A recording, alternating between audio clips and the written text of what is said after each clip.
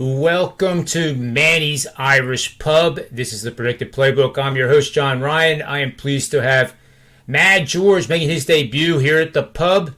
It's great to have him on board. And of course, my co-host, Mr. Reliable himself, never misses a show ever, Rob Veno. So welcome to the show, guys. George, how are things going so far? Well, it's early this week. Well, how was last week for you? Last week was well. I usually take it easy after the All-Star break. Try to limit plays as much as possible and just try to use data to my advantage. Right now, I'm just waiting on that Nats Marlins game. I don't see a line on any book right now, so I'm just waiting to see where that sits. It'll be interesting to see who pitches too. We've heard a lot of different names, but Mr. Veno, I already shared this with George on an earlier show today. So if you guys haven't seen his one-on-one show with me, make sure you get over to YouTube at Free Sports Picks TV. It's powered by WagerTalk and Sports Memo. And check it out because he has a lot of good things to say, and he's a smart, astute, winning handicapper. But, Rob, I had the Pirates yesterday. Ouch. I had the Pirates yesterday. Yes. Why did I put good money on a bad team? But then, did you see that play with the Mets? Where they scored 3 runs? Walker, yeah. Oh, my God. I mean, Yep. that was inexcusable. And then he stands there and tries to debate it with the umpire that the ball was was not on the line. And a lot of people probably don't even know this in baseball. We talk a lot of baseball, George. I coached baseball far too long. I say that in a good way. It's one of the greatest life lesson teaching sports there is because it's a game of failure. The best in the world succeed 30% of the time in getting a hit, which means they fail 70% of the time. And if we did that in sports handicapping, I guess we wouldn't be doing it. We'd be all out of business, right? But it is about recovering, short memory. And I'm only teasing about the Pirates' loss. I mean, for 5 minutes now, I've been doing this so long, and I'm sure Rob's the same way, that you have these bad beats and you just go, okay. All right, so I was the fire hydrant today instead of the dog. Let's move on to tomorrow. But it was pretty strange. I just want to remind you, I don't know in what state and if this promo is applicable to the U.S., but I just want to remind you that on Bet365 here in Europe, if your team is up 5 runs, you get paid no matter what on the money line. So had you been here and placed it on my Bet365 account, you would have gotten paid your Pirates bet despite their loss. Now I'm going to start crying. Yep. I guess I shouldn't have said that. No, it's fine. It's good that people know that too, because we always encourage people to shop. But kicking the ball away with his glove is the proper move when it's definitely foul. But when you see that it's not, and then you stand there and argue, and none of the Mets what to get the ball, the play is still live. Was Little League. I don't know how else to describe it. I don't like putting down professional athletes, but that was inexcusable. And then the good old manager comes out and starts screaming, and then gets thrown out for God knows how long now because he bumped the umpire with his body. So I guess, Rob, he's going to be out for a while, right? Yeah, I didn't see exactly. I don't know if a ruling came down or not because I didn't pay attention this afternoon, but it's very possible, John. On that play, I think if you're going to applaud somebody on that play, you certainly applaud the Pirates' third base coach because he's Absolutely. the guy waving these guys around, and a lot of times he can get caught up in what's happening on the field too and lose focus and attention, but he didn't. He kept those guys going right around the bases. So, there are guys that are overlooked. When we bet baseball, you never hear anybody come on and handicap a base coach because, what relevance do they have on a game? But where base running is concerned, they do have relevance. And certainly that was one instance where they made 3 runs out of what have another team may have only made one out of, right? You never know. But certainly they got 3 out of it in that 6-0 lead. And I guess you're just on the Pirates the wrong day, right? Because the day before they were down 6-0 and came back and beat the Mets. So it's just a reversal of fate for both of those teams, because the Mets choked one away where they get a great start out of Tyler McGill. And then the Pirates give it back yesterday. Tawan Walker, not his best outing of the season. Not by a long shot. But then that does bring up the standings. But I must say a little bit about the Open Championship, guys. Mm-hmm. It was just a sensational event.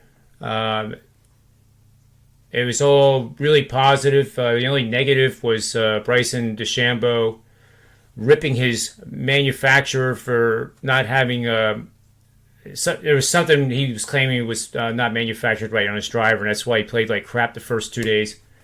He did make the cut, though, on the line at +1. Fortunately for him, I guess. But that was the only negative. And then the manufacturer, which I think is Cobra, I could be wrong, lashed back at him on social media, and you don't see that. Wow. You don't see it. Wow. So, yeah, he's a polarizing guy. I mean, he really is. If you guys want to see a guy that you can love for a month, it's him. If you want to see a guy you can hate for a month right after a month where you loved him, it's him.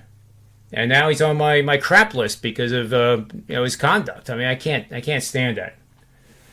But speaking of conduct, a very youthful Colin Morikawa won his second major, and in his acceptance speech was nothing short of I don't even know what to call it, like miraculous class. And he's talking about how grateful he is, and then actually says to the people in the stands, take a look at the person next to you and just say thank you.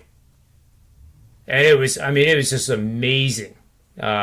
His acceptance speech of the Claret Jug, and the Open Championship has been around a long time. This course was built in 1877, Royal St. George's. The last time it was there, Darren Clark won at his only major and was -5. And I can still remember that moment when he won. I mean, he literally went almost down to his knees and just started bawling like a baby. And Darren Clark, if you don't know who he is, he's a very linebacker-ish type of guy.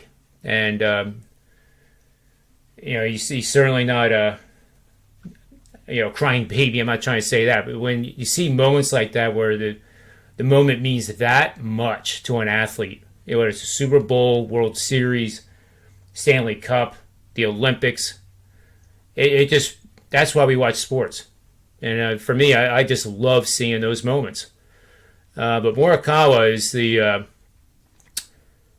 is probably the new star now, because he won the PGA championship during the COVID. And what he's famous for with that was the Wanamaker Trophy is pretty heavy. I think it's 38 pounds. And when he lifted it up over his head, he lost the grip and it fell.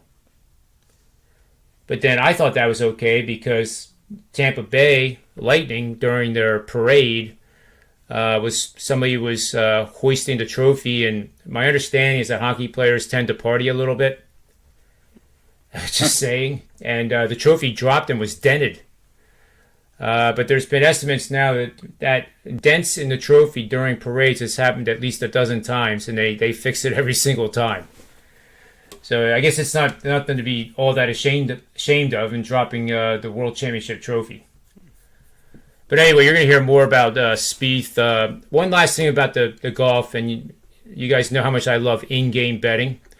Jon Rahm was 7-1 before the tournament started. Spieth was 14-1, and then there was a host of others at 16, 18, and 20-1. He was a clear-cut favorite. Rahm started out very poorly by his standards, by anyone's standards, really. I believe he was +2 after 7 holes. I looked up just casually to see what the betting line was, and it was 35-1 for him to win. And he hadn't even finished the first 9. And then it was 12. I think I got 11 or 12. I'll have to check my ticket there on that one, but I think it was double digits that Rahm came in top 5. So there's a perfect example of why you don't have to necessarily bet the game before it starts, especially when you have a 4-day marathon like the PGA Tour is, and it's a major. So we'll conclude with that. You sure you don't want me to talk more about golf? I just want to say that whenever athletes act like that, like gentlemen, and I told you earlier on the Predictive Playbook how touching Giannis's speech was, and the things he said about his ego and then being humble and being in the moment. It's always nice when you see athletes, no matter their magnitude or popularity, actually appreciating the moment. A lot of guys just have the tape and they say, Russell Westbrook's one of those guys. He always says incredibly humble, and he says all the things that he needs to say. But when you see those big time athletes in gratitude, it really does something to you, and I really understand that, John. And the perspective that you're talking about. It's so true. Rob, you have any thoughts about golf you want to share with us? I mean, you're becoming a golf aficionado just by being on the show. I could honestly say I did not see one shot in those 4 days of that tournament, but I can also say that I think from what I saw on social media, a couple of guys inside our company, 31-1. Is that what Morikawa was? Was he that high of a price tag? Because it looked like a pretty resounding win for a couple of guys that handicapped it that way. I'd have to look it up, but it's possible. I thought he was more like the 22-1, but still, that was the opportunity. We both Nick and David Borrman mentioned that maybe taking a favorite here is not the smart thing to do, even if he wins. Mm-hmm. And he did come all the way back to finish second. Jon Rahm did. Dustin Johnson was a guy that I personally liked because everybody hated him. The contrarian style. But I picked the. I can never remember this guy's names. I've never heard of him, but he came up with my models. Out of, I guess it was close to 350,000 entries. This guy was picked 0.07%, so less than 1/10 of 1% of all entries picked this guy. And he was sitting in as high as 6th place on Saturday. And he was part of that lineup I had with Herbert, which was the guy who missed the cut by one shot. But Van Rodon, I guess it is. I'll have to look it up. I don't know why I can't remember his name, but I don't think I've ever had a guy that was that contrarian. That was 0.07.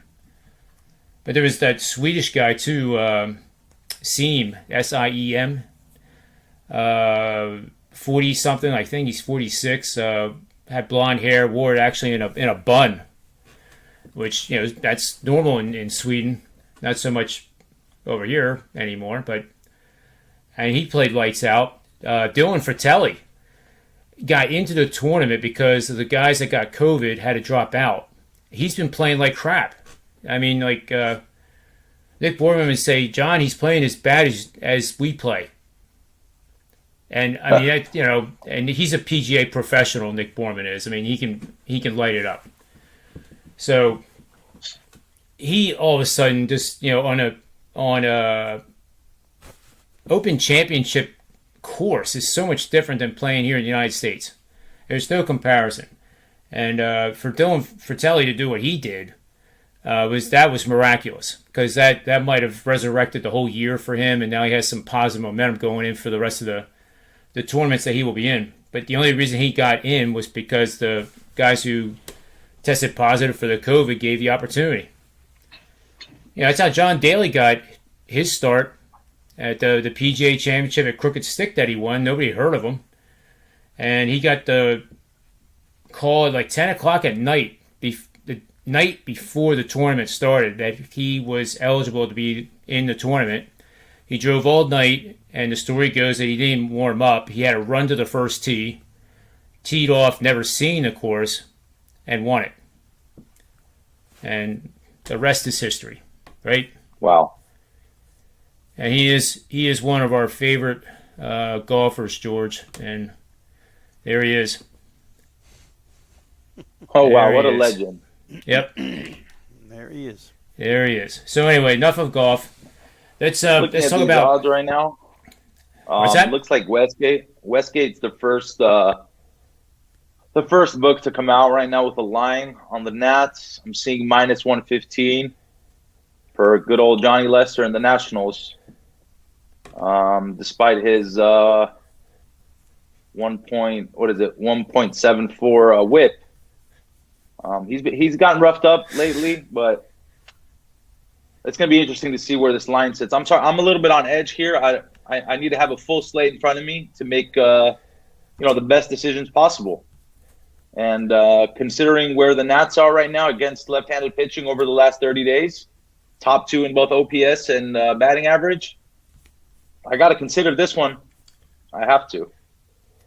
I just don't see how Go ahead, Rob. Sorry. I was just going to say, it's funny you mentioned that game because I've been sitting on the same game since 8 a.m. this morning, George. And, everything I read, I knew Lester was going to start. Most everybody knew that, but it didn't really appear on the screen until this afternoon.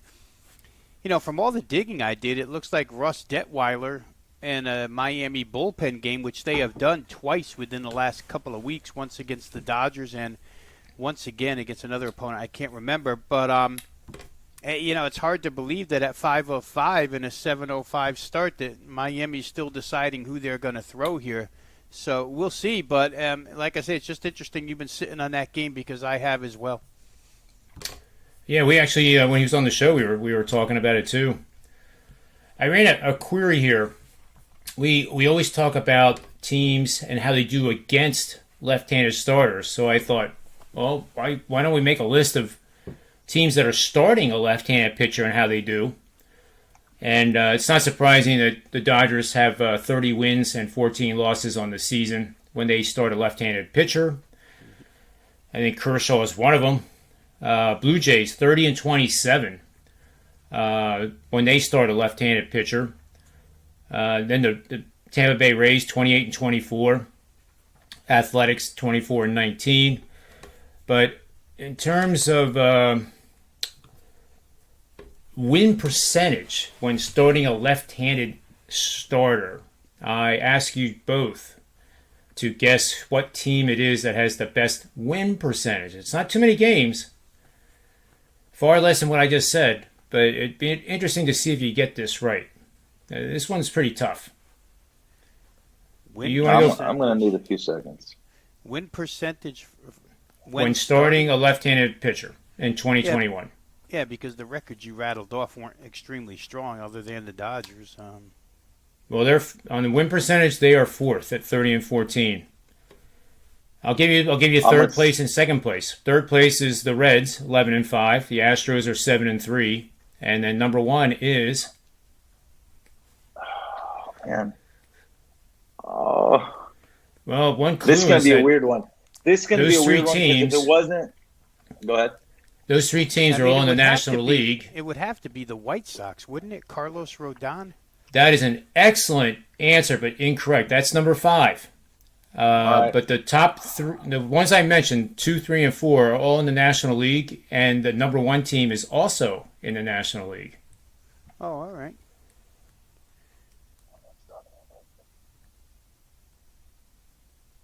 Any guess? When starting, I'm just trying to see who has an ace lefty, and it's not really helping me. You said National League, so I'm going to go ahead and say the Miami Marlins. That's a good answer too, but unfortunately incorrect, as they say. You start thinking about. Now here's a guy we have to ask, Mr. Finn. There we go. I don't know. Meet Mad George first. He's a great guy. I've had him on the show twice now in the Hello, sir. Free Nice to meet Sports Picks TV show. Mad George by WagerTalk. Mad George. You 3 guys are going to get to know each other. Well, you better ask Matt George if that's what he wants to do, because if he knows Rob's reputation, it's probably not going to happen. Stay away. I like George right away when he said, well, Tony Finn, has he ever had to post bail? Who? And I said, absolutely. No, he didn't ask that, of course. We should have. That's a good question to ask. Damn good question. And George, I do have a question for you, Mr. Finn. More than 10 times and less than 15, though, I've had to post bail, if that fits the criteria of being friendly. well, that's how I do queries in the database. More than 10, less than 15, greater than 10. Yeah. Okay, go. No, I've got a question to ask. Ask, George. I'm looking at week 1. Yes. And every year, NFL? when the lines come out every year, I always have a lock. I always know one of the 5 plays for the tournament. I always bet it. I usually hit it. This year, my hands are up in the air. I really don't know what to do. Do you have one play that you're looking at and you're thinking, even if this line moves a point or a point and a half, there is no way I'm not taking this play? Do you have one? In NFL Week 1. Correct. Well, it's funny that you would bring that up, because I spent a number of hours reaching out to some people this morning too, because I have a short list already, and I wanted to get some help defining specific variables and criteria that would fit what you just outlined. Now, I didn't expand it like you did when you said that the tournament. When you mentioned the tournament, you're talking about a team that's going to be a playoff team. Is that what you meant? No, what I meant as far as the tournament, I meant either the Westgate Super Contest. Okay, now. That's what I meant. Gotcha. A couple years ago, I took Carolina. I was fixated. Carolina against Dallas, low-scoring game. Carolina won it. It seems every year I always have that one play. I bet it early. I usually hit it. This year, I'm just sitting here and I'm like, I just cannot find that one play that no matter what I'm taking. And I was wondering if you have one of those. Well, I have. You don't have to tell us. No, I have no problem with that. None whatsoever, because there's a disclaimer in anything and everything I say, and that disclaimer is I have the God-given right to change my mind in 2 seconds. There's things that can happen that obviously would change your mind. Yeah, right. That's just something, especially when we're talking about. And we're talking about September 12th, right? That's what we're talking. So we're 3 weeks, 4 weeks, almost 2 months away still. So there's 3 games that I seriously, all things being equal, played today, for instance. And I'll just add a 4th game to that. What's your opinion, before I go forward with these 4 plays, all of you, what's your opinion on Aaron Rodgers? What's going to happen with Aaron Rodgers? I can't offer. I'm a fan. I have to sit this one out. I'll just. Okay, you're a fan? Out. You are a fan? Okay, yes, very good then. I'm a fan. So I can't. Rob? I think he plays, Tony. He plays. John? I think. Okay. John? I'm on the fence. I hate to be like Steve Merrill and be the Swiss Miss of the show today, but that's. Throw the flag up. Well, I mean, it doesn't have to be right. I know we're on the air, and I know everything. I have no problem at all, kind of being bold and stepping out. We're all guessing right now. That's for sure. And I'm guessing. I will say no. I will say no. Yeah. Go ahead. Guess. Yesterday, I would have said, unless Green Bay, swallows their pride and finds a suitor for Rodgers. Yeah. I would, as a higher percentage in my world, in my orbit, that he doesn't play. At least week 1. And if he does, here's it. If he finally does play and does show up, I don't think it's in 2 weeks to camp, which camp starts in 2 weeks, right? Mm-hmm. Yeah. You know why I say no? Why? No, you can finish, and then I'll tell you why I say no. Okay. Now, I say that, but then I also know, listen, I know a lot of guys who know Rodgers personally, okay? And each of them has told me the same thing, and that is, he's a guy that says what he's going to do. He does what he says he's going to do. But he's so competitive that sitting out a season and watching other guys play is against everything they believe, is against the grain of everything they believe. So what they've told me is the same thing that you've told me, John. They're on the fence, right? They are. They're on the fence. Here's the deal. I don't think that the reason I say this is this line right now, New Orleans -3. Mm-hmm. Madman. If Rodgers is playing, he shows up to camp and he's playing right now. We know that. Then New Orleans -3 isn't even close. It doesn't exist. Right. Doesn't exist, guys. It is a pick 'em at I agree. Or a -1, maybe as far as -2.5 Green Bay. Right. So why in the world at this point in time? Let's say Rodgers doesn't play. Okay, does this -3 get any worse? No, 6. It doesn't. I don't think so. I don't think New Orleans can possibly be any more than the favorite they are with what they're going to run offensively with no Drew Brees. Offensively, it will be different. It will be different. It will be different. The whole playbook will be different because of what Drew Brees was able to do. The small windows he was able to throw in that the two quarterbacks that they have right now active on the roster cannot execute. They cannot execute. But Tony, Yeah. that's your opinion as a bettor going That's to true. the window. That's odds true. maker, and what That's he's true. going to anticipate the flood of New Orleans Right. money coming at him, knowing that Jordan Love is on the other Very side. possible. Yeah, very possible. I think George was right when he said it could go to 6. I think people. Well, could it go to 6? Do you really think the Sharps let that go to 6, though?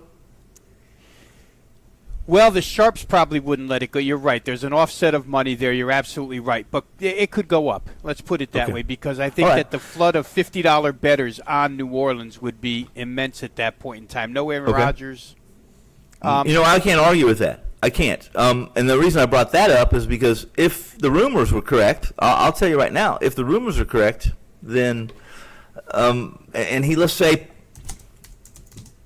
hypothetically, he went to Denver. Somehow Denver worked out a trade. Right. Which I think is long shot because Denver's camp starts in 2 weeks, and because of what Locke did in this summer, and how he played last year, and how he's so much impressed anyone and everyone that needs to be impressed who's the powers that are in Denver, that they're quite comfortable with him.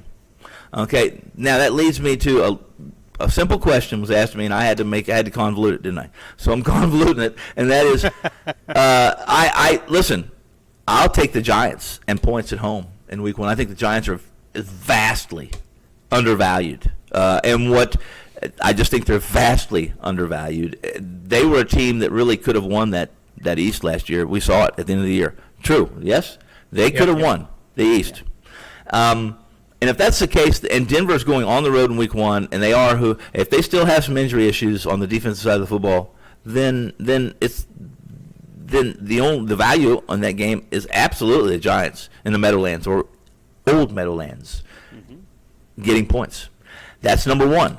The Jets getting points at Carolina. Who in their right mind thinks Carolina? Who in their right mind thinks Carolina it deserves to be a 4-point favorite? Anybody? A lot of people. That's funny. That I find that I think I would say this. What I know of Carolina at this very point in time, minute, unless you believe that their scat back, their hybrid, is going to own that game, then that's a big number. I think against a Jets team that is going to be new, and they're going to have a lot of new wrinkles. But I would prefer to play on the Jets with their new wrinkles as I would with knowing what I'm going to get with Carolina and a college coach that will play as close to the vet. From a guy who went from a college offense that was wide open and crazy wide open to what he did last year. Maybe last year was an aberration. I thought it was more close to the vest. And I think that's how he thinks the NFL should be played. I just do. I don't think he thinks that it should be played as maybe Kingsbury plans to play it. So my 4 plays would be the Jets plus the points. It would be the Giants plus the points. It would possibly be Green Bay, even with or without Aaron Rodgers. I have more faith in what Green Bay offers than what New Orleans offers right now. I think Love's a big change from Rodgers, but I think the bigger change is from Drew Brees to what might be in that situation. And the other play, the play I probably like the most, guys, in week 1 right now, as things stand right now, the play I like the most is the fact that I will take Tampa Bay minus anything less than 7 on opening night. Can't agree more with that one. Thank you very much for that. Yeah. Sorry. And I'll so many one questions. Yeah, well, this is a conversation. If we had time that I could do a 2-hour show, we can talk. We can go game to game, and not only would it make me better, and probably inform me, open my eyes to some things that sometimes we wear blinders. All of us wear blinders to some degree, and some things we look at, we don't see it as clear and as concise as we probably should. But this is a Tampa Bay team that returns practically everybody and anybody that was a contributor last year and won the Super Bowl. So how in the world, what makes anybody think that Dallas and what they were a year ago is within 7 points of Tampa Bay? I don't know, especially on opening day in Tampa. I don't like laying that many points on opening day, guys. On week 1, I don't like laying that kind of points. It's funny, I don't have one issue, one inkling, not one reservation about right now laying 6 points with Tampa Bay. Quick question here for you. Thank you very much for answering my question. I'm gonna go skip the whole Aaron Rodgers thing because I just wanted to get up and not be part of the show while we were talking about Aaron. With all due respect for everything he's done, and this is not personal. I know. Just a quick thing here from a fan standpoint. I love Aaron Rodgers. Obviously, I would love for him to come back and everything, but I just want to say that coming back to what you said earlier, John, about how respectful. I don't want to mispronounce his name. The winner of the golf tournament was, or how humble Giannis is. Correct. When Aaron Rodgers is on the field, and you can just see, he makes these little faces that you can just see when he's not pleased. You can tell when he's happy. When someone drops a pass, he's like. When someone catches a pass, he's all smiles. So I'm just going to skip past the whole Green Bay thing, and we'll come back to that later. Question number 1, Mr. Finn. Do you think the Denver -1 line is with the possibility of Aaron Rodgers playing? Because for me, I see Packers off the board. I can't bet that anywhere. So do you think Denver -1 is with the possibility of Rodgers playing? Is that a line with Drew Lock? No. I would say this: if today we knew that Aaron Rodgers was going to be in Denver's camp day 1, that this line would be -3. Okay, that's fair enough. But what would it be knowing that he won't be there? Maybe Giants -1. Yes. No, I have very little doubt in my orbit. If this is Locke and this is Denver and they have a couple of the same injuries that I'm concerned about defensively right now, then this is Giants -1 at minimum. I'm also not in the same frame, at least I don't think the way some other people say, listen, a -1 is a huge difference between a +1 and a -1. It's not in my world. I don't want to be on a game. If I obviously I want the best number I can get, but if I'm worried about 1 point making a difference, and I'm that concerned about 1 point being the difference in this game, which I am in the NFL more so than I am in college, how hard is it to walk away from that? I have no problem walking away from that. You know what I mean? So there's a big difference when we talk key numbers, but I think that I just think this number's not. I don't think it's right, and I certainly don't think it's because they believe Aaron Rodgers is the Denver Broncos quarterback. Well, the one thing I can tell you guys, I downloaded, as both you guys know, Matt George probably doesn't know it yet, that I'm a kind of a data junkie. So when I found out the Westgate had all 274 regular season games line in total, yes, I went and got it. So I've been able to come up with a lot of interesting stuff. I think, Rob Veno, you've seen a couple of the charts, I think. But the Packers here, I just pulled them up on my database here. In week 14, they host the Bears -5.5 against week the Browns 14? in weeks. in Week 14. Okay. You're going to get my trend here in a second here where I'm going with this. Bears, Packers. I did that one. Browns, Packers. Pick. The football team in Week 7 visiting Lambeau Field. -4 Packers. Detroit Lions. Packers are favored by 7.5. Week 12, and that's in Week 2, by the way. Week 12, Rams visit Packers. Packers are +1. Week 10, Seahawks are +3 at Lambeau. Steelers, Week 4, +2.5. Vikings in Week 17, +3. The game I like the most that I would actually consider betting, based on just what we talked about, is the Rams in Week 12.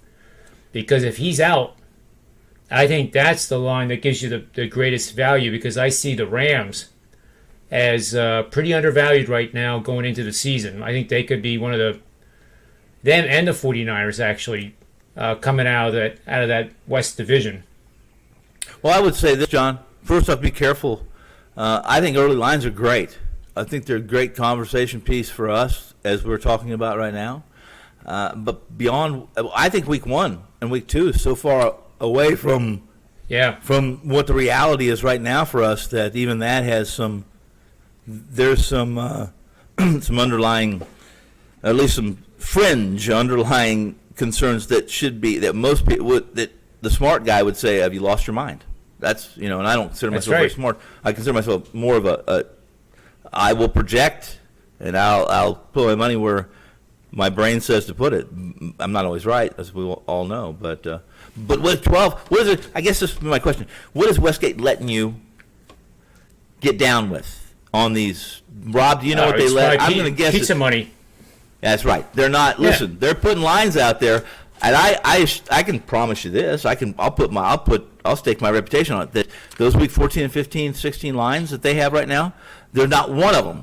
If there's one out of that holds serve, I'll be shocked. And some of them will be as much as 5 and 6 points different. Yep. I agree 100%. And now, I've actually never bet a game before the season started, but. Yeah.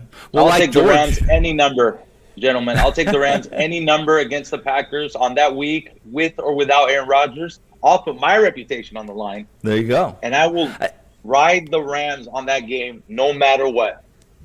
I mean, obviously, if they're -6 or 7, I might have to tease it. But I got to be honest. But what if Matthew Stafford is hurt? It's a difference, isn't it? Obviously, that's a variable. That's basically. But your money's blown if you're betting it today. No, I'm not betting it. No, I'm not betting it today. What I'm saying is that the revenge factor. First of all, I agree with John that the Rams are they're flying under the radar now. Nothing's changed. They got better at quarterback. They're missing a couple pieces on defense. I actually like them a lot this year. I don't know if we'll get a betting value as far as the number straight up. Because, winning and covering are, as you know, better than anybody else, is two different things. So I just agree with the whole perspective as far as Tony and John. You were right that me and Tony will get along, and I don't read into those lines too much. I like them for reading into what the books are looking at, how they evaluate the teams, but I don't think they're significant enough for us to read into them too much. Right. Does that make sense? Yeah, because we're doing this all on paper in July, a paper roster for a game that's 4 months away, maybe more, Week 12, I'm not sure. If they were playing it today, I'd be in love with the Rams too. And if all things stay the same, health-wise, injury-wise for both sides, I mean, hopefully Aaron Donald is there, but the NFL is so fluid. Well, hey, Rob, Tony, let me ask you this real quick. I'm going to ask you something, too. You first. Oh, okay. Let me ask you, if Aaron Rodgers, yeah, I mean, in my mind, a lot of veterans his age, 36 years old, they play this game because they want to skip camp. It's just, it gets to be old when you're 30. Forget camp. Yeah. But if he walks in that door after the third preseason game, doesn't he start regular season opener? Probably. Listen, I think he would. I don't want to say probably. Yes, unless he's hurt or unless Love is 20 for 20 for 500 yards and 6 touchdown passes in the 25 minutes he's played. Right. Okay, and I'm guessing that Love. I'm guessing that if Rodgers doesn't show up at camp, that Green Bay will be one of those teams where you're going to get a lot more. You're going to get more possessions, more series from Love, from an expected starter than you would any team in the NFL, because they know that they want Love to be a little more prepared. So it's not Aaron Rodgers. It's not. Aaron Rodgers can skip the whole preseason. It doesn't mean he's going to be perfect on week 1, though. We've seen that too. Quarterbacks that still need, not that Rodgers, that offense, the timing-based offense. So if we expect Aaron Rodgers to be perfect in week 1 after not participating in any drills and playing catch with his receivers for a couple, 3 weeks, I think we're asking an awful lot of a guy who's is damn good. Okay, one of the best 2 quarterbacks in football right now, maybe the best. As far as he is the best, his history and his numbers, he's the best. And forgive me, Kansas City fans that think Mahomes is the best. Put Mahomes in when he's a 10-year veteran and give me those numbers, then Mahomes wins that coin flip. Okay, but I'm not. But that's not the question I was going to ask you. It's a good question. Here's my question: what makes you guys? I'm hearing most people speak that the Rams are undervalued. Do you know what the Super Bowl odds are for the Rams? You know what the odds are right now for the top 5 teams in the NFL? I have in front of me. What if I? Okay, what 2 to 1, 3 to 1, 4 to 1, and 5 to 1. Yeah. What's the Rams? What's the Rams? 12 to 1. They're 12 to 1 in the Super Bowl. Correct. And what is that? Who's lower odds than the Rams right now? According, what chart are you looking at? Are you I'm looking at. What is it? I'm looking at Bet365. Okay, Bet365. I'm looking at Bet365. I like that. I like that. Who's shorter? Who's shorter than the Rams? So we have the Chiefs at plus 450, their favorite. Right. 5 to Bucks 1, okay. plus 900. 9 Bills plus 1300. Wow. That's longer than Baltimore. third. Yeah, that's so you only have 2 teams ahead of the Rams right now as far as he Super Bowl said odds. Baltimore. Okay, Keep Baltimore. going, George, because you said Baltimore. Baltimore. Right? Yep. What's Yes, Baltimore? Baltimore, San Francisco also. No, but San Francisco has the same odds as the Rams, so it doesn't count really. Is it? And what are So the, they're top 5. They're top 5. So how are they? My question is that, how are they being undervalued? Let me take it a step further, Tony. Yeah, That makes okay. them that makes them the second choice in the NFC. That's right. Tampa How and are then the they Rams. undervalued? I think, I'm not telling you. I'm not. Listen, I would never call anybody. Tell them I think they're overvalued. We're assuming the Stafford's going to be able to step right in and Phil McVay do exactly what McVay wants to do, and I'm not certain of that. You guys seem to be. I like Stafford. I have guys who are Detroit fans lifelong. Love Stafford. I like Stafford too. This is a guy that's never taken a team to the playoffs. Never won a playoff game. Correct? He'll win one this year. Don't worry. No, what I'm saying, he hasn't though, right? So and we're He's going to win the first. and- He's going to win the first playoff game in that stadium. All goes Okay, well. well, All goes well. I'm not. This is what I'm saying. Is I'm not ready to push across the counter on that. You know what I mean? That's all I'm saying. Is that I think the Rams. It's almost impossible for them to be undervalued because of where they are, who supports them. They are the Rams. This in Las Vegas, they're always going to be overvalued in Las Vegas. I don't care. It doesn't matter. There's 2 teams that you can't get. You can't get honest money on. That's Raiders and the Rams or the Lakers. In Vegas, you can't. If you're playing them, then you're handicapped right off the bat. You're handicapped. I think I can settle this dispute. Sure. I With know my there was a data. dispute. I think where I can see George coming from is if you take my database from the Westgate, we now, and what's powerful about this is I have several years now where I have baselines. Right. And I'm assuming, I'm not even assuming because that's not the right word, presuming this is the market. The market is now speaking even though the bets are $25 max or whatever the hell they are in week 14. This is what the market has priced these teams as right now. So when we go week to week, we now have that benchmark line, and we factor in the injuries, of course. We adjust for that. But we're going to see how the marketplace is devaluing and increasing the value of all these teams. And we're going to get the extremes that I love, Tony and Rob and George, that you get a team that's on a run like the Jets. They win 4 in a row. They've covered the spread by 35 points or more in those 4 games combined. And all of a sudden now they're favored against somebody that was a playoff team last year. Those are the situations I like to target, because then that's where you get the regression of a team that was non-playoff team for many, many years against a perennial playoff team, and you get some really good results with that combination. So I think what George is saying is that as the year goes on, his belief is that the Rams we'll see them exceeding the market that we know now, game by game. It doesn't mean that the futures odds will change one iota. They might still remain the second favorite. But what's interesting is the Bucks are favored in every single game they play this year except for one, and that's against the Rams in week 4, I think it is.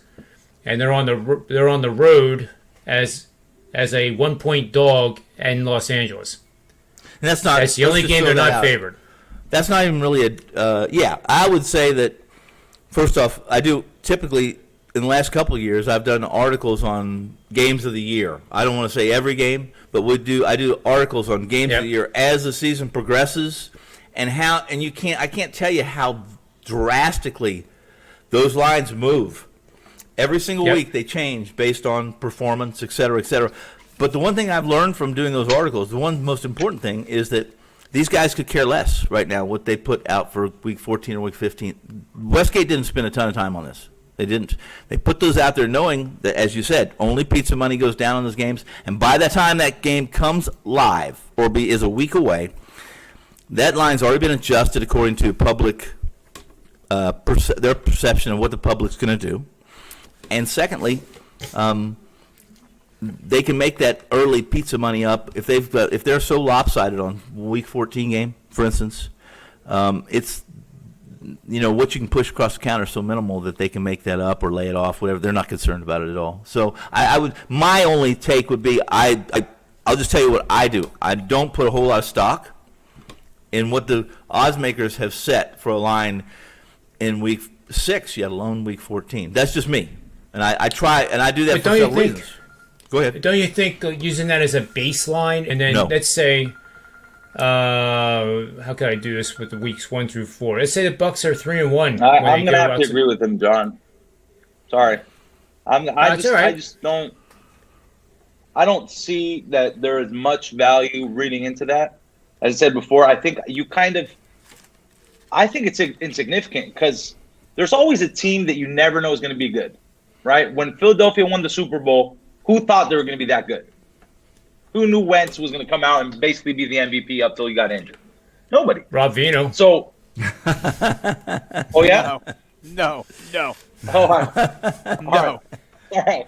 Rob and I live in the Philadelphia area. That's why I mentioned that. Got it. All right, but respect, obviously, mad respect. So, as of right now, there's going to be a couple of those teams that, they kind of surprise us. Like, you look at Minnesota, I look at them as a 500 team. Will I be surprised if they're 4 or 5 games over or under 500? No. There's a lot of question marks, and that's kind of. I want to ask you guys about a couple teams and kind of see where you stand on them. One of them is a very popular one, and that's going to be a nice team to study and either tail or fade.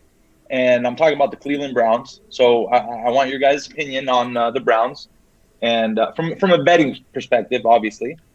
Do you think there's going to be value betting the Browns? Do you think they're already overvalued? And the other team is the Patriots. I have this feeling that we're not going to see a mediocre Patriots team. I think they're either going to be very good, make the playoffs, ultra competitive, maybe even win the division, even though that's kind of a stretch. considering Cam Newton starting at quarterback. But I kind of feel like we're not going to see a mediocre Patriots team. They're either going to be bad or kind of good. There's no in between. So I wanted just your opinion as far as those two teams moving forward. I know it's early, but first. I'm so excited about football. So I'm sorry, guys. I know it's early, but I said it before, and I'll say it again. The Patriots are the most undervalued team in the NFL by head and shoulders, whatever measure you want to look at. They had a lot of guys opt out last year, especially on the defense, and I don't think Cam Newton's going to be the starter. I think it's going to be Matt Jones, and Matt Jones fell right into their laps. They didn't have to even trade up. Mr. Veno and Mr. Finn, I think it was Mr. Veno, said that at the what was the Senior Bowl? Yeah. Tell us about that with Matt Jones, because I think that's the whole key to this thing. The head coach said, or the coach for that game. Yeah. Carolina's head coach Matt Rule had Mac Jones because the Carolina staff had that squad for that week, and he came out on a Thursday interview and basically said that generally speaking in those types of all-star games, they reduced the playbook down to about 30% for these guys because they don't come from the same teams. They're all, just a bunch of all-stars gathered together, and they don't want to force-feed them too much. And Matt Rule said that he gave, by Wednesday afternoon, he had given Mac Jones the entire Carolina playbook. And he could go to the line and call any play in that playbook. He was amazed at how much retention that Mac Jones had in such a short period of time. So, at the time it looked like maybe they might draft Mac Jones. They didn't. But that's, the type of intellect. And then, of course, when you combine that with the pinpoint accuracy that Josh McDaniels and that system require, Mac Jones has that as well. So you take that, that criticism of he doesn't have the strongest arm, and you kind of throw it out the window. So if he is everything that Matt Rule and Joe Brady thought he was at the Senior Bowl, then that could be a huge plus for New England going forward. Although it looks like, as we sit here and get closer to camp, that Cam Newton right now has a pretty tight grab on that starting quarterback position. So unless there's an injury there, I don't foresee Mac Jones getting involved any too soon. You know why I say it's going to be Jones? Because in 2000 when Bledsoe got hurt and some chubby kid named Tom Brady came in to start, we forget, except for I never forget this part of the story. The lure of Tom Brady was created by Belichick when Bledsoe came back and won the AFC title game that year, sending the Patriots to the Super Bowl for the first time in a long time. Belichick then had the guts to say, nope, my all-pro starting quarterback is not starting the Super Bowl, and we're going with this kid named Tom Brady. And that was a ballsy decision. We all have to admit it, looking back on it. Mm-hmm. And look what happened. So I do believe that it's true that Cam Newton is the guy, the starting quarterback as of right now, but I wouldn't be surprised after training camp and preseason games that Belichick is, I would be surprised that I'm all over. I'm fading. Matt Jones, I will fade him until he beats me. Here's the deal. The big difference. Tom Brady didn't play in his rookie year. Tom Brady wasn't a rookie when he replaced. Did I say that? I don't think I said that, did I? No, but essentially what you're saying. Second year. When was he drafted? But assuming 2000. Assuming Jones is going to play this year, that would make him a rookie, which Brady wasn't. Right. And I will not play a rookie. I'm famous for fading. I don't care who it is. I don't care if it's God. I'm fading him as a rookie. Don't you think Jones is better than what we saw from Cam Newton last year? But that's not good enough for me to back him. He can be better than that. I mean, Matt, it's a completely different offense. Listen, what did Cam Newton do last year? What was New England? They were Cam Newton was a running back playing quarterback. That's what he was. And that's not what, I guarantee you, that's not what Matt Jones will be. And they had a lot of guys out that opted Matt out. Matt Jones had to have some receivers. Matt Jones was who he was too because he had some pretty talented receivers at Alabama. Unless my eyes deceive me, right? I agree. Well, I mean, Joe Burrow had talented receivers too, and he stepped right in as a rookie and guided Cincinnati to the point where people think Cincinnati's a legitimate, you know. What do we know about what Burrows did? Listen, he was impressive. He has 15-minute moments, lots of them. But he also but it's not go through 17 games in an NFL season without being unless you're going to do things unless you have the ability and you're capable of changing things up as a quarterback, not only as a coach but as a quarterback.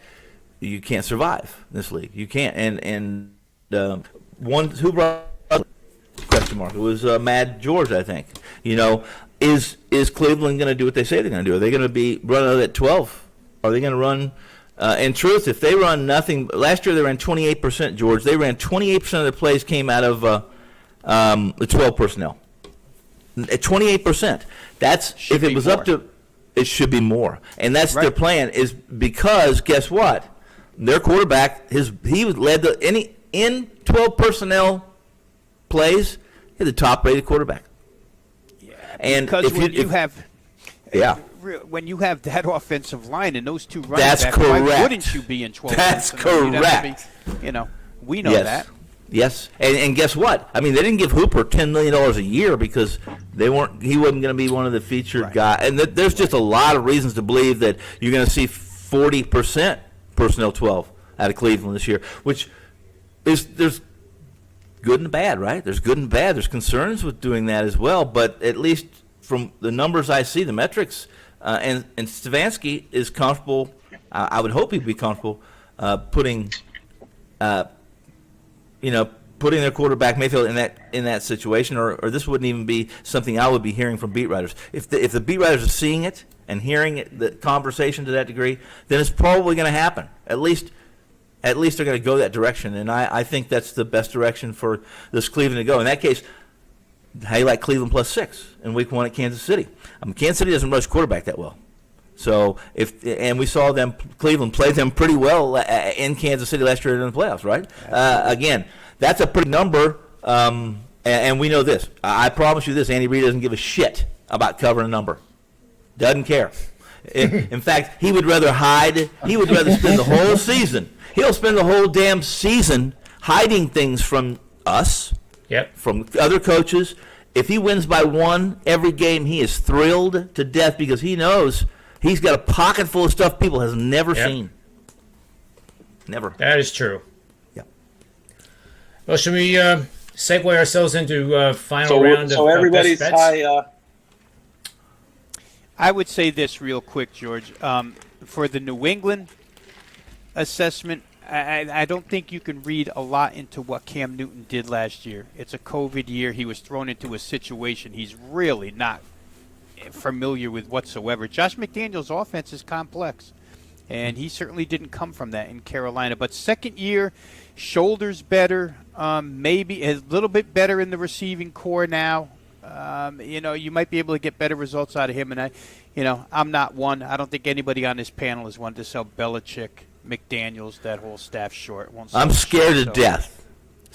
Listen, when it comes to putting my money across the counter, I don't care if Belichick has John Vegas Kelly at quarterback. I'm scared of him. That's me, George. He calls me, what did you call me the one show? Machine Gun Kelly something. Yeah, anything that sounds right and appropriate for the time, I just say that. And we know what we're talking about. Who cares if anyone else doesn't know? They don't care. I know what you're talking about. I know what you're talking about. So I learned that the hard way because I went against the Patriots that Thursday night game. I think they had Brissett. They had their third string quarterback.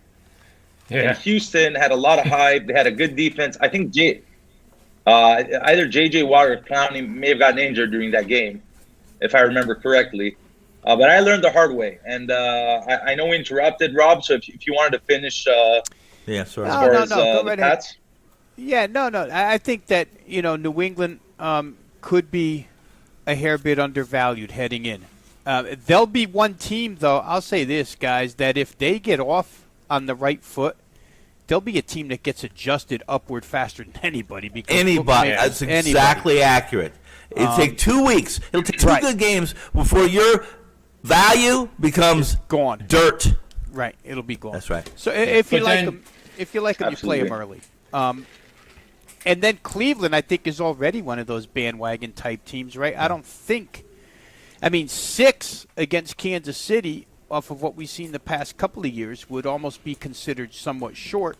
It shows respect toward Cleveland. But, to Tony's point about how they'll play offense this year, boy, oh boy. And they've got the defensive personnel as well, and it's the second year in this system. I mean, I failed to mention, and you did, Tony, when you said Hooper, it jogged my memory that they've got a stable of tight ends, too. They can play 12 personnel all day long and run the football, and make life easy on Mayfield, where his guys are wide open. Odell Beckham's healthy now. So it's hard to bet against these Cleveland Browns as well. That game against Kansas City last year, let's remember Mahomes went down third quarter. Cleveland actually had a chance once he went down. They caught up and had a chance in that game, didn't get there. But, Cleveland probably not as much value as New England, but certainly a team that you have to put in that mix for the AFC this year because they do have the ingredients, that's for sure. They are what the NFL is now. Get to know where you.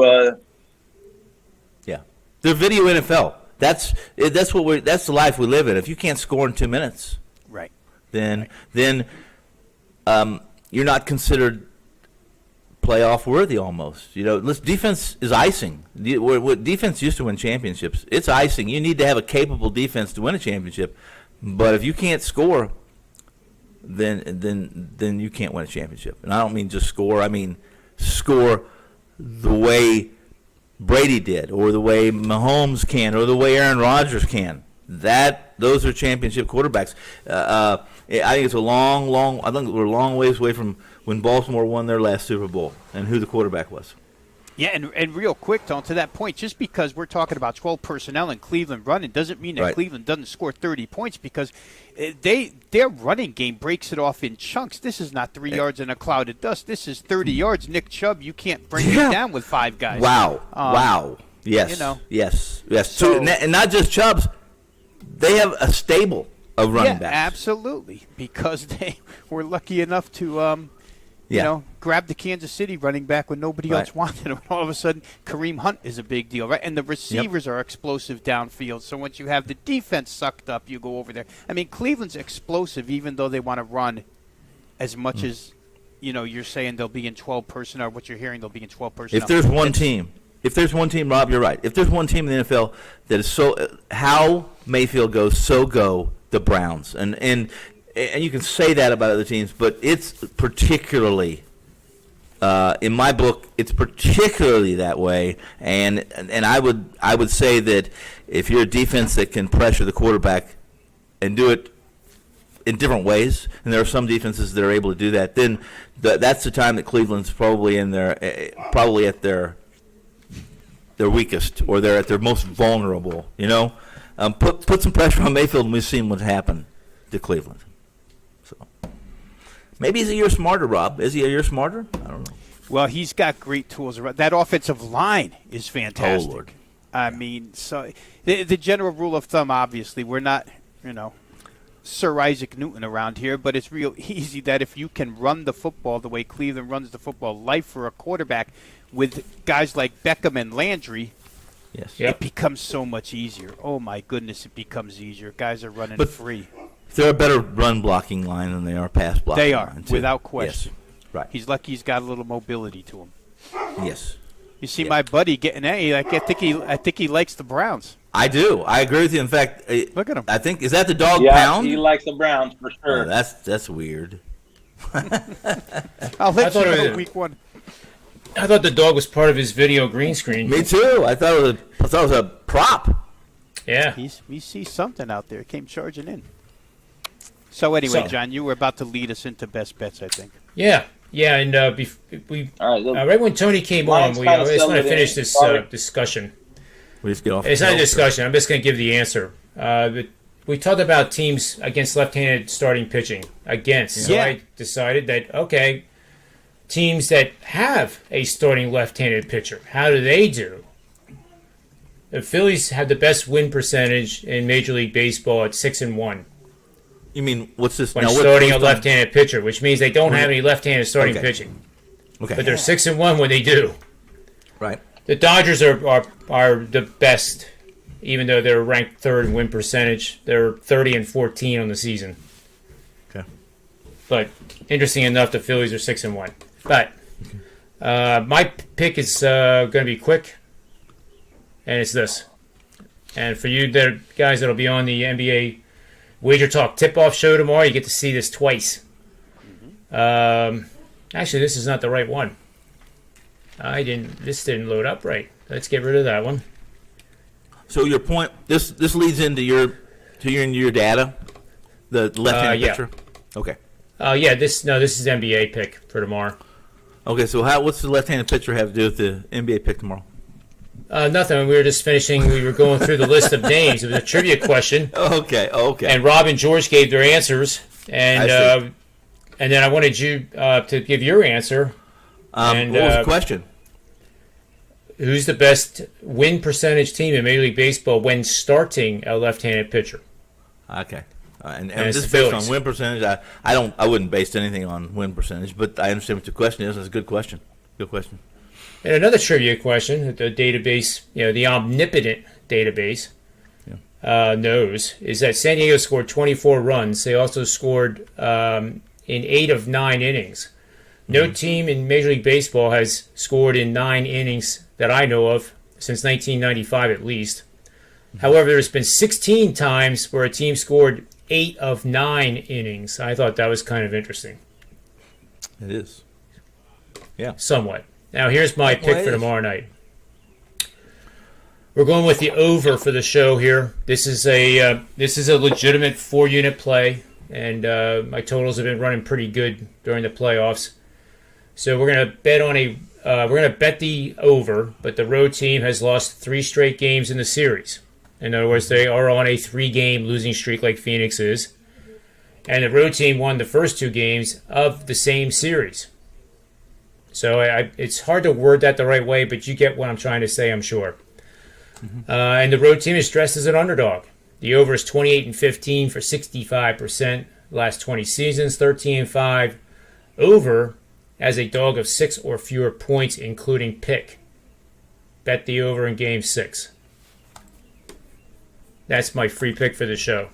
And tomorrow I'll have player props for the show. Good luck let's to you. Let's go to George here for Good luck. I'm not going against you, so good luck. We'll take let's do like a 90-second final pick for the show, and we'll do George next. Go ahead. All right, cool. I just want to mention, because this game has been bugging me. I'm seeing this line move a lot. It's down at -136 on Circa. So the sharps probably jumped on good old Johnny Lester. I might have to take this, but as far as best bets, since it looks like the consensus of the show is with me, I'm going to take the New England Patriots to make the playoffs. I see it at +108. Should be even money in most books. And I'm going to take the New England Patriots to make the playoffs. 17 weeks this year. It's better than taking the Yankees to make the Major League Baseball playoffs, that's for sure. It's better, Tony Finn, it's better odds than Ben Simmons making 60% of his free throws anytime soon because he's not playing any games. What? Have you heard I have to ask you real quick before Rob does his free pick. I have to know, because both you and Rob talk to everybody. So all these rumors about Simmons being traded would blow my mind if Philly was that stupid to get rid of a guy that's 6'11", 250 pounds, requires 3 or 4 balls to hit the floor in a fast break to get to one end to the other. Yeah. A guy that holds the NBA record for most free throw attempts in a quarter, by the way. Mm-hmm. A guy that averages close to 8 assists a game, and arguably could have been the number one defensive player of the year this year. Why would you trade him away and get nothing?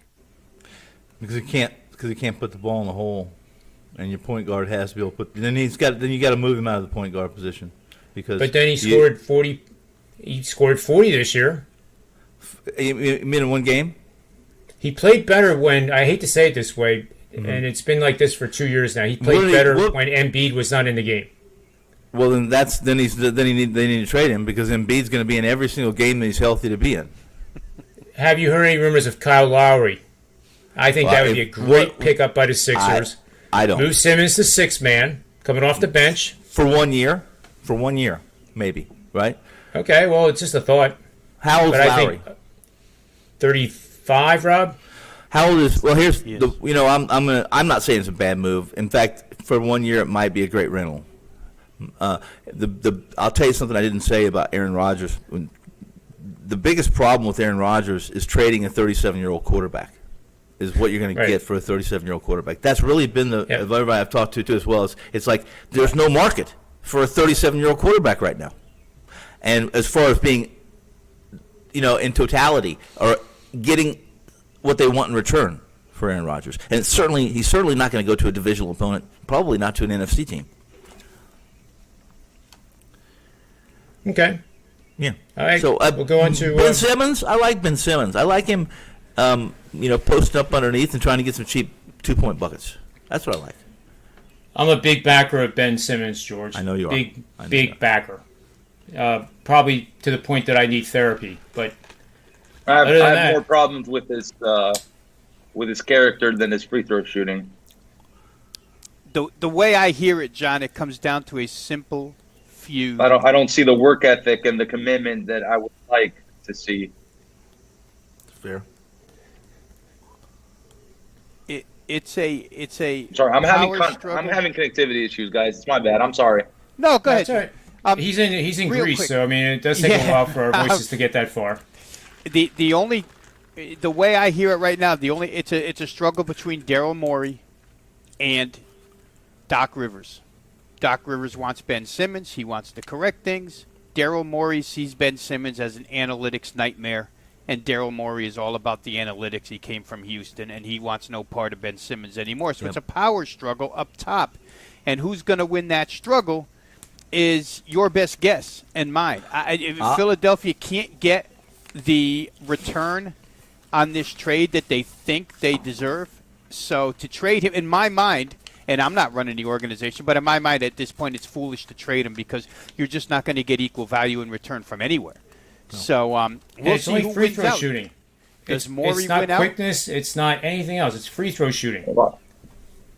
Well, it's also that you can't have a guy when it matters. Now, I don't care what he does on December 18th, and he goes for 40 and has a quadruple double, and who cares? Who cares? Yep. When the championship series comes for the Eastern Conference, and Ben Simmons is running point, and he's afraid to shoot a shot for 48 minutes, that's any more than a dunk or a fast break layup, and the issue just remains the same. So he becomes a liability, right, Rob? Yeah, he becomes a liability. It's defense. It's 4-on-5. You don't have to pay attention to him. Yeah, and that's all. Yeah. It's a pigeonholed argument, and it's only a small circumstance, but it's when it matters. Philadelphia's got championship aspirations. Whether or not they can win one with this guy, even his own head coach couldn't tell you that he knows the answer to that. So that tells you all you need to know until we see what he does this summer, right? Maybe he comes back in training camp and he can shoot, and he's not afraid to shoot. That's even bigger than can he shoot. Is he at least willing to shoot? So we'll see who wins, Morey or Simmons. Best bet, I'll go real quick here. George, we got our number on that Washington game. You quoted it. Listen, Miami is offensively decimated here, right? No Jazz Chisholm, no Garrett Cooper. They both go out yesterday to what's already a pretty poor lineup. So I can take my chances with John Lester here and a team that against Ross Detweiler just absolutely murders lefties. Now, he's not going to be in that long. It's a bullpen game, and maybe Miami goes righty, righty, righty, righty after that. But I'm going to take a shot here. The price is big. on the run line plus $1.45. So from a Washington team that hit real well over the weekend against the San Diego Padres and seems to be in a groove offensively, Juan Soto tearing the cover off the ball right now. I'll take a shot with Washington against a depleted Miami offense, minus 1.5 runs plus $1.45. Awesome. Tony, don't I'm writing that. Tony. Don't get mad at me, Tony. All right, George. No. But Tony's going to get mad because I just took a home team on the run line, so he's going to hate me. No, I don't. I mean, listen, a lot of people do that, Robbie. I don't. I've never once in my life done it, never released it. And while people, people try to tell me it's baked in, Tony, you can do this, you can do that. And I just say, I've never done it and won't do it. And I'm okay with that. I really am. I like the same game you guys do. But what I like about Leicester is nothing. Right.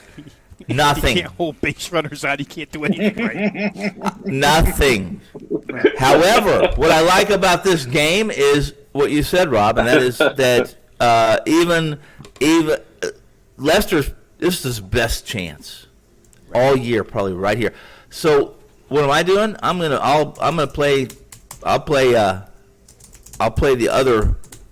high road, not the low road. I'll take the high road. I'm going to play under 9.5. That's what I'm playing. I like that. That's contrarian, too. I like that a lot. I'm under 9.5 on this game. Don't you? Yes, I do. Who's behind home plate, Tone? Come on. Will Little. Will Little is. A little. If Will Little's behind the home plate, I'm going to go double up on it. Right. No, I don't. You know that I don't have the.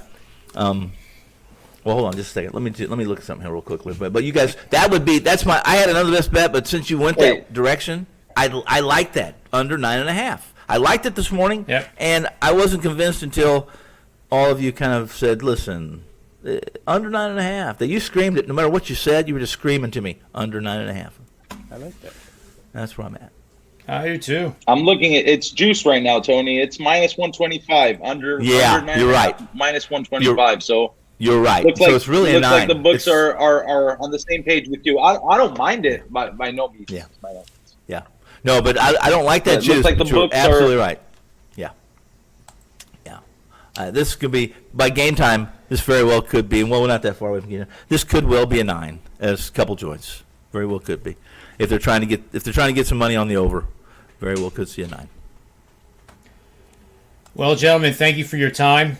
And I'm going to leave you with this note with the unfortunate move by DeGrom to the injured list. We were rather prophetic on Friday, weren't we, with considering a move on Zach Wheeler to win the Cy Young, but now it's probably too late. But was it this show that I went off about listen, there's two teams. Saturday. It was. It was Saturday. It was Saturday. Me, Steve, that's and right. Joe, yeah. What did I say? The whole listen. At the Phillies. They can't stay healthy. It couldn't stay healthy if each one of these players had their own personal doctor with them on the mound or at the plate. This team can't stay healthy, or the Yankees can't. There's something in the water in New York. I don't know what it is, but don't drink it. That's all I'm saying. Don't drink it. I agree. Yeah, in all seriousness, Tony was on Joe's Sirius XM show on Saturday with me and Steve Merrill. The case he was building was for for Philadelphia to win that division, and the case was built against the Mets. And if a couple of things go right for the Phillies, if they pick up a bullpen, an extra reliever at the deadline, that whole division could swap. The Mets haven't done anything with a weak schedule so far this year to boot to thrill anybody. And I'll just add real quick here that as we talk right now, guys, Philadelphia has the weakest schedule, percentage-wise, opposite schedule of any team in Major League Baseball the rest of the way out. Yep. I think the best record. I told you. Remember, John? They were plus. I think they're 7,200, plus almost 7,000 to win the World Series. If you give me plus 7,000, any team that's in the playoffs, I'm going to have a couple pennies on that game simply to leverage. And if they win their first, listen, you get your money back. If they win their wild card game or their series, whatever it is. Yeah. I will get it back. I'll not only get those 2 pennies back, I'll get 20 pennies back. And you do that 5 times, and you can get a pizza. I can, yes. Right? I can get maybe. I know I can get Mexico for $1. Any ideas? Well, No, don't go there. George lives in Greece, and Tony has a list of I think it's 32 None. countries that allow extradition. Greece is Is Greece one of them, Tony? No, Greece. No, Greece. not yet? Greece will extradite you for the right amount of money. They'll send you back home, Tony. And what is the currency? You're talking to a former currency strategist here at Wall Street. So what is the currency of Greece? Not that, don't say the euro. What was their native? Oh, the their native one was currency. the drachma. Yes, the drachma. I was like went back saying. to that one. That was a I nightmare. just like that. I like. I was that like name, saying the Polish zloty. That's next their dog currency. the next dog I get, guess what I'm going to name him? The Drogba. Zloty? Drachma. The Drogba. I like Wasn't that the name. guy in Rocky 4 or whatever?